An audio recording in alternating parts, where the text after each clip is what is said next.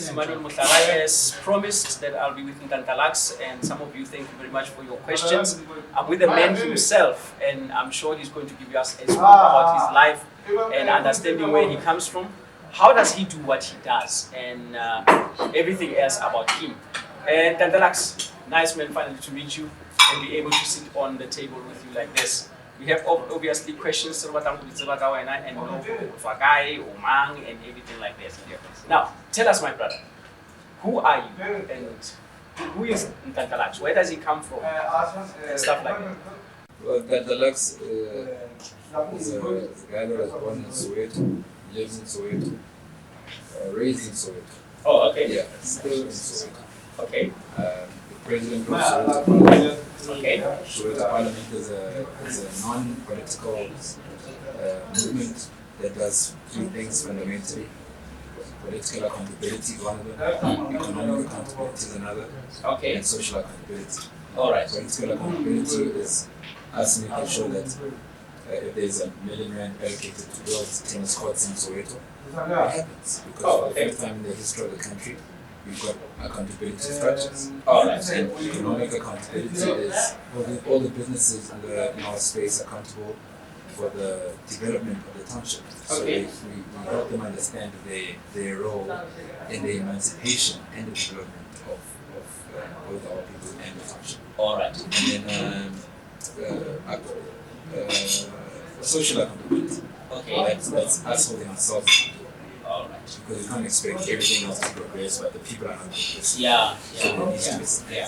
some form of social accountability, Mm. holding ourselves accountable. Some of the small things that we do that we deem small, but they're very big and they have big impact. Yeah. Social discipline. Mm. Can't always complain because when you block off the roads, you are saying that an ambulance can pass through and go down of a heart attack because we were socially irresponsible that the electricity went down, there's load shedding, and what we do, block off the roads instead of addressing the issue for what it is. So that's what we do, and that's Maybe before we come there, I know that you say that you are apolitical and stuff like that, and I still see your activities being influencing the political structure. Yes. But I would want to start with did you really go on Soweto? Yeah. Okay. I know a lot of people are asking me, am I really Sowetan? Am I really South African? There are definitely South Africans in Soweto Yeah. that are like this. I'm an example, living testimony. Okay.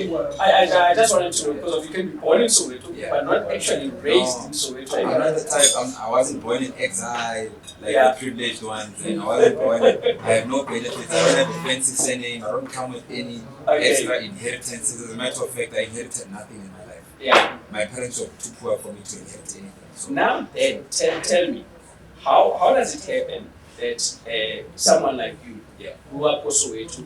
I think you experienced the same challenges. I'm just trying to find out what is it more like in your house that led you to a point there you were able to stand up and do things that of course some of the young people in Soweto could not do. Yeah. What was your youth life like? And then what's I think out? yeah, so I went to a school called St. David's in Merton. Okay. But you must understand, this is a very expensive private school. Yeah. And for you to understand the background, during the day, I'm in a very wealthy environment. Mm. On a normal day or at night, in the evenings, I'm in a very poor environment. Okay. So from a young age, I realized, I was exposed to both. Yeah.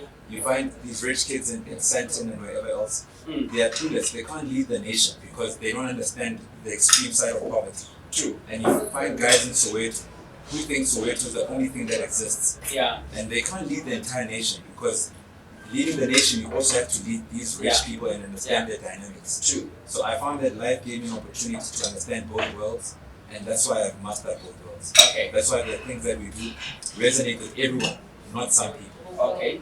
And that's why you see the new age leadership is very inclusive Mm. rather than exclusive. Yeah. Because most of the time, political leadership doesn't matter the color that you have in mind, blue, red, or green. It's often exclusive, benefiting some people. For sure. So Yeah. more than half the time when we advocate for anything, it's inclusive. Mm. That's why we even break down the barriers that we can't reason using the colonizers' infrastructure at the center of our reasoning. Okay. You can't even reason using the borders even. There's no way that a person in Lesotho, Botswana, as far as Ethiopia or even Egypt can be regarded as a foreigner in the south of Africa. Yeah. But a European is not regarded as a foreigner. Because at school you are conditioned to believe that whiteness is greatness, which is rubbish. Yeah. So that's some of the things we're advocating for and trying to help our people understand that it doesn't mean that when you're educated you're actually smart. Where did you go from there? From high school I went to Rao. My interest was to studied international relations, which is politics. Yeah. Because I had the edge of trying to bring these two worlds together, and I knew that politics was a platform. But throughout my time I got discouraged when I actually knew what politics really is. And me being a scholar of African history, I knew what politics is as a system and what it's meant to achieve in Africa. And I couldn't be part of that because I couldn't be a catalyst. Let me help you understand something.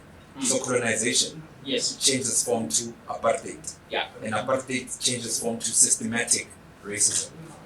Right? Yeah. Systematic colonization. Yeah. You find it in the banking system. Yes. The rates are not the same for white people, black people, obviously. So now we live in a systematic time where everything is in systems. Racism is in systems. Colonization is in systems. Limitations are in systems. Right? And politics is one of those systems. If I take you back in history, you need to understand that when the colonizer came, they took the land from all Africans, not some Africans, except for a few countries that were never colonized. Yeah. Ethiopia being one. Ethiopia. Right. So, but I'm not speaking in general. Yeah. When the continent was colonized, at the center of colonization, they took the land and the resources. And then fast forward to now our country here, South Africa, 1994, they say, instead of we concede that what we did is wrong, but instead of giving you back what we took, we'll instead give you a system called politics. Yeah. That they ultimately control at the higher end. That they have mastered. Right. And now we receive the system called politics under the curtains of democracy and a blanket called constitution. And then we now have a few decades to understand and master the system. What happens in between? They master the system. Yeah. They understand what the system is.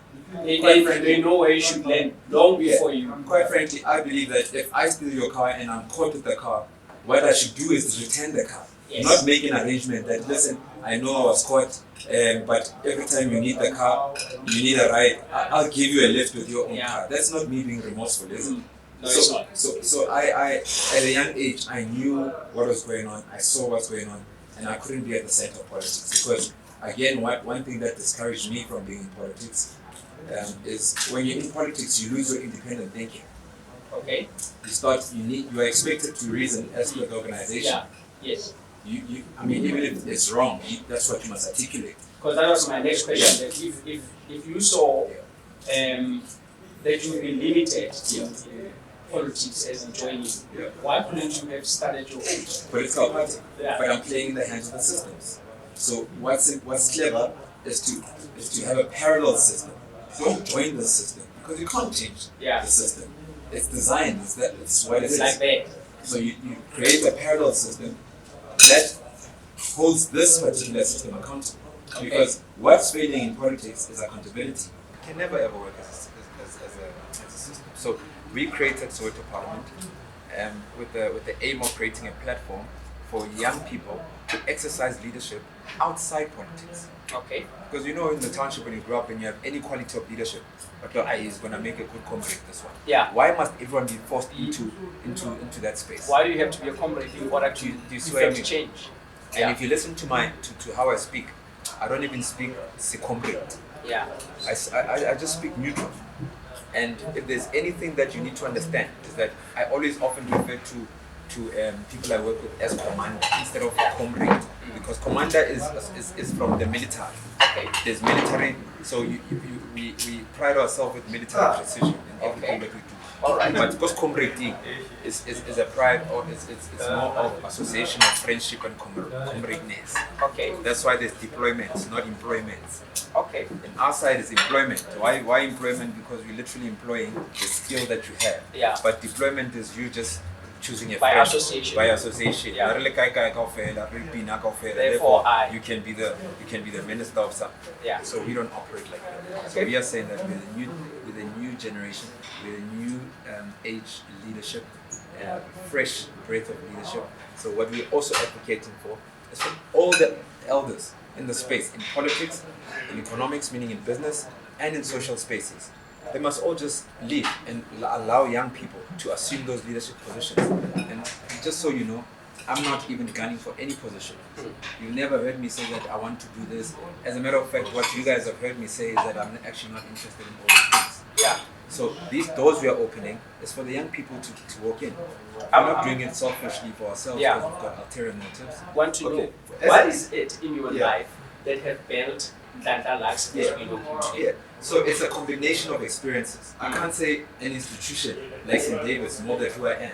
Okay. Because a perfect product of a St. David's boy who is black Yeah. is often in Some Investec office somewhere. working somewhere and just minding his business Yeah. and is taught to be selfish with his own interests. Yes. I'm telling you now, for free. Yeah. But I'm the opposite. I'm actually a failed product. You can call me a reject, a factory product of these Yeah. institutions. Because I didn't do what they expected me to do. Yeah. Instead, I did the opposite. Yeah. A graduate, an A student from St. David's, I can promise you now, is not in a township leading change in the township. He's in other white institutions, Yeah. advancing their agendas there. Okay. Yeah. And my understanding, Nhlanhla Lux is not a, I think based on the township standards, Yeah. you're doing pretty well, Yeah. right? How did you end up there? It's because I didn't conform. I didn't conform. You never see me just doing things because other people are doing it. Yeah. Just apply your mind, have independent thinking. Mm. And we all have it. It's not a school thing.